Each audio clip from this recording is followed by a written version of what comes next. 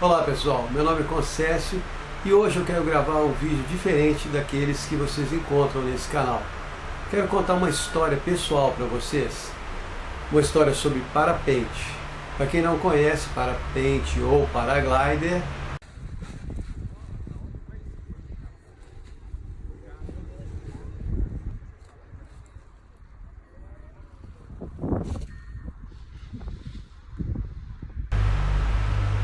a história começa muitos anos atrás, quando eu fazia computação na PUC. Uma vez eu ganhei um chaveiro de um amigo meu, chaveiro dos paraquedistas do Exército. Eu achei aquele chaveiro super bacana, olhei para aquela coisa assim, falei, nossa, que legal.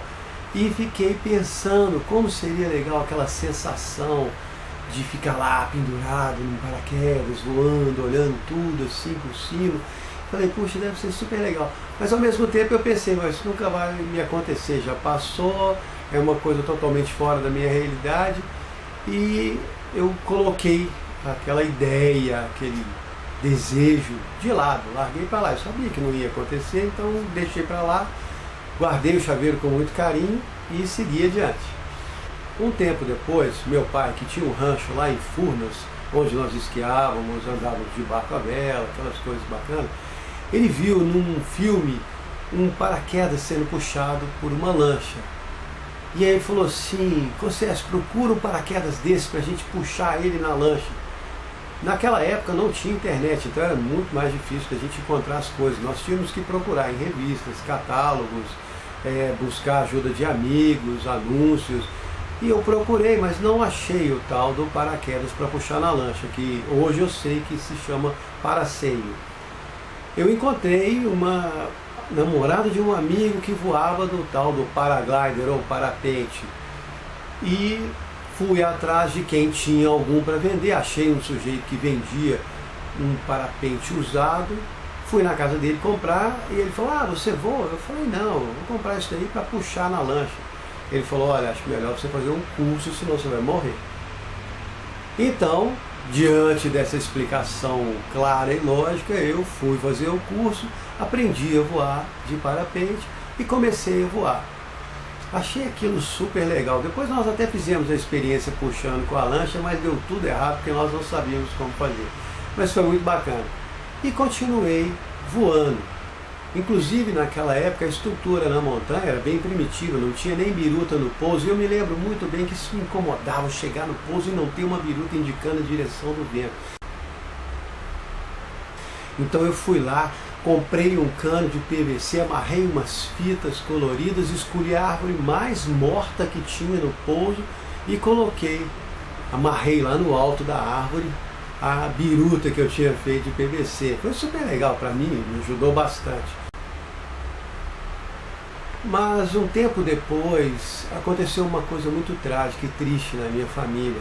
O meu irmão mais novo, o caçulinha, que tinha 16 anos na época, sofreu um acidente de carro, voltando da aula. Ele estava parado no sinal com os colegas no carro e um caminhão desgovernado passou por cima. O colega que estava do lado dele morreu, ele ficou tetraplégico.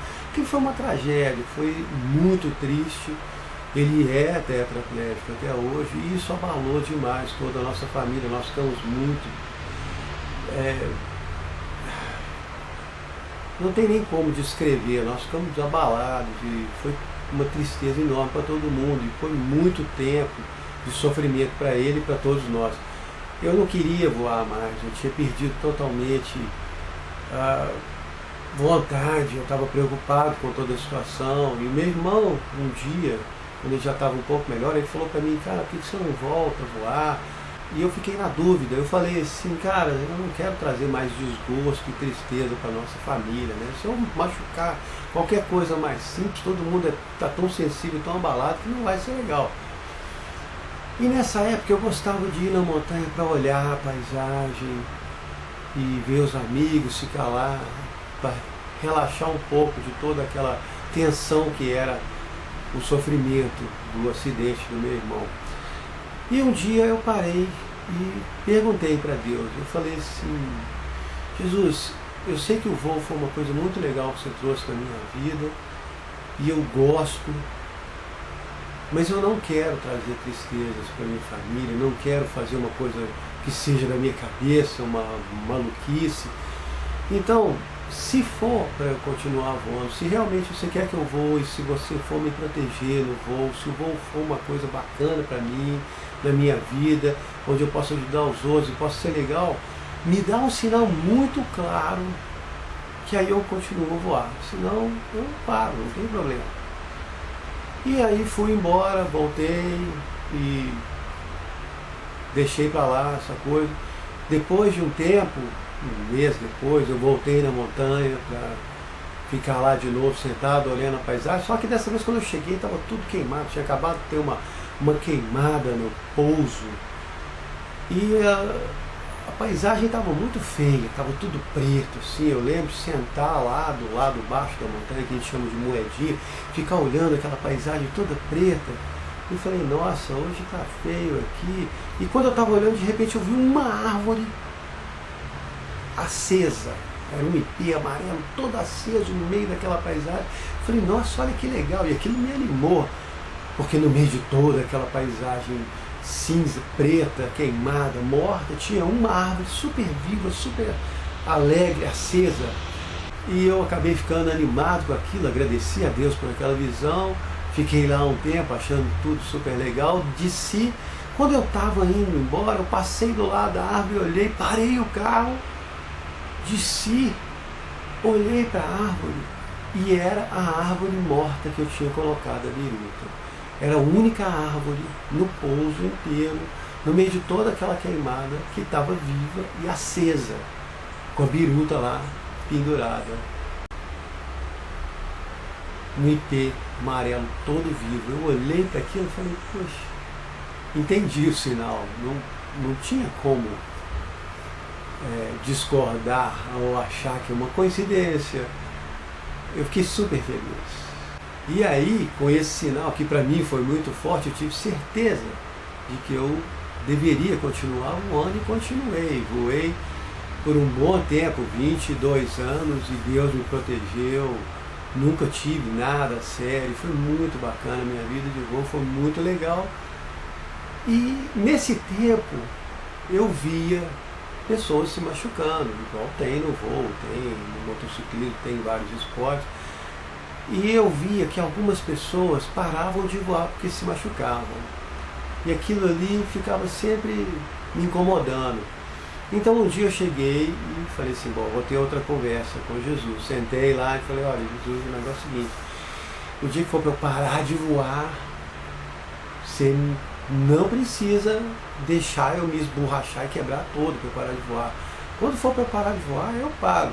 Vamos fazer uma coisa, eu não consigo ficar sem voar. Todo final de semana, todo feriado, eu tenho que estar aqui, eu tenho que voar, eu tenho um desejo muito grande de ficar voando. Então quando for para eu parar de voar, me ajuda a perder a vontade de voar. Isso para mim, é claro, era uma coisa totalmente difícil, impossível perder a vontade de voar. Mas eu pedi, e falei, olha, quando for para eu parar de voar, então me ajuda a perder a vontade e eu paro. E eu tinha escola e era super envolvido com o voo, e fazia voo duplo, não comercial, mas gostava de fazer com amigos. E depois de um tempo, aconteceram algumas coisas na minha vida, eu passei por uma fase muito difícil e montei um negócio, tinha que trabalhar todos os dias, de segunda a segunda, de manhã, de tarde, de noite, era uma coisa muito intensa. E aquilo começou a tomar muito meu tempo, eu estava muito envolvido e eu tinha que voar, porque quando você voa, você tem que estar sempre voando para se manter em dia com o voo. Você não pode ficar enferrujado, porque o voo é um esporte sério. E eu tinha que ir, às vezes eu ia para a montanha e ficava esperando dar voo, preocupado com o meu negócio, se estava tudo bem, se não estava, e minha cabeça não estava ali. E aí, quando eu percebi, o voo estava me incomodando. Eu não estava gostando de estar na montanha. Eu tinha perdido aquela vontade de estar lá. Eu queria estar em outro lugar. Eu queria estar tomando conta do meu negócio, fazendo a coisa funcionar. Eu tinha um outro objetivo, uma outra meta. E o voo estava ocupando um tempo da minha vida que eu não queria que ocupasse. E perdi a vontade. Na hora que eu vi, eu falei, cara, eu não quero estar aqui. Eu tenho outras coisas para fazer, não estou afim. E aí eu atinei. Falei, pô, perdi a vontade de voar. acho que está na hora de parar. Então, eu aceitei que estava na hora, peguei todos os meus equipamentos de escola, equipamento de duplo, o meu equipamento, vendi tudo. Até capacete, luva, tudo, vendi tudo. Fiquei com nada, rádio, todos os equipamentos. Foi uma coisa forte para mim, uma decisão difícil, que o voo estava entranhado em mim. Eu sempre gostei, muitos anos voando, vídeos e amizades, e toda a minha vida fazia parte do voo. Mas chegou a hora e eu parei. E aí fiquei um bom tempo parado, uns 5 anos parado, e de vez em quando dava uma vontade, realmente dava vontade de voar. Mas a vida deu umas voltas e eu fiquei muito apertado financeiramente, passei um monte de dificuldade.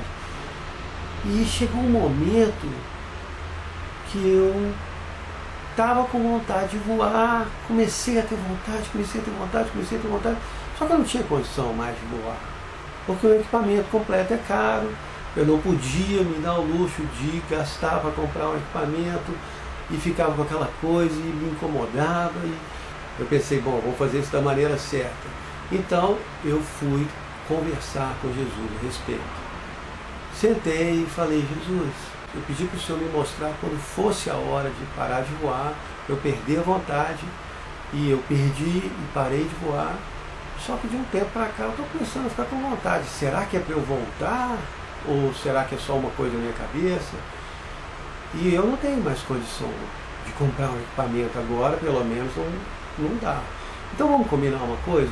Quando for para eu voltar a voar, você resolve isso para mim. Você me arruma um equipamento, você me dá um equipamento completo, aí eu volto, porque aí eu não tenho que preocupar mais com isso. Eu vou saber que você quis que eu voltasse a voar, e aí o Senhor é que manda.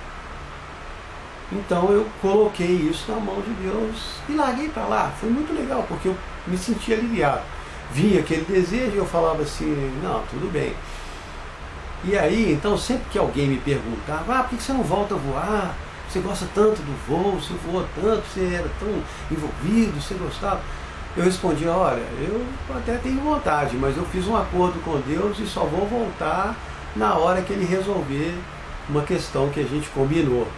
As pessoas achavam isso meio esquisito, porque para quem não acredita muito em Jesus, ou até para quem não tem um relacionamento mais íntimo, é uma coisa muito estranha essa questão de combinar com Deus, conversar, perguntar, é tudo muito esquisito. Bom, mas aí o que aconteceu? Um belo dia me ligou um aluno, um sujeito muito bacana chamado Fábio Capitanovas. Ele era diretor da Ambev em Belo Horizonte, tinha sido promovido, foi para São Paulo, a gente encontrou algumas vezes, mas eu perdi o contato. Aí ele me ligou e falou assim, Costa, fui promovido. Eu falei, nossa rapaz, de novo, você é bom de serviço. Ele falou, pois é, a Ambev está me mandando para Manhattan, vou para lá com a minha família toda, vai ser super legal, e estou arrumando as malas. Eu falei, nossa cara, parabéns. Aí ele chegou para mim e falou assim, olha, eu estou com o meu equipamento aqui, não vou levar ele não, você não quer para você? Eu falei assim, como assim, você quer que eu venda? Ele falou, não, eu te dou ele. Eu falei, você me dá o equipamento? O que eu tenho que fazer? Ele falou, não, você não tem que fazer nada, me manda seu endereço, que eu te dou o meu equipamento, eu mando para você. Aí eu falei, tá legal, ok, muito obrigado. Fiquei super assim, fiquei até meio sem saber o que falar na hora, e agradeci ele bastante. Peguei, mandei o endereço, e foi muito legal, porque foi uma coisa surpreendente. Ele empacotou separado, né, para, sei lá, para ficar mais fácil no correio. Aí eu estava em casa, um dia chegou uma caixinha assim, eu peguei, abri a caixa, falei, olha, um capacete. Aí coloquei o capacete, serviu certinho. Falei, ó, a bota. Aí coloquei a bota do tamanho certinho, tudo, luva, variômetro, rádio. A selete que ele usava, era a selete que eu gostava, airbag XL, grandona, confortável.